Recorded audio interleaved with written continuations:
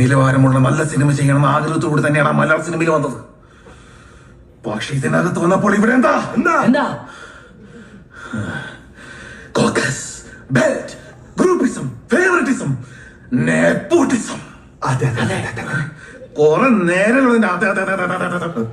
പിന്നെ സോറി ഏട്ടാ. ഓക്കേ കുഴപ്പമായ അവന്റെ മകനും ഇവന്റെ മകനും മറ്റവന്റെ മകനും കൂടിയല്ലേ ഇപ്പം മലയാള സിനിമ ഉണ്ടാക്കുന്നു. ഇവിടെ എന്റേതായ സ്ഥാനം ഉണ്ടാക്കാൻ വേണ്ടി ഞാൻ എടുക്കുന്ന സ്ട്രെസ്സിനിടയിൽ ചിലപ്പോൾ ഞാൻ 3-4 ബിരിയാണി കൂടുതൽ കഴിച്ചു വരും.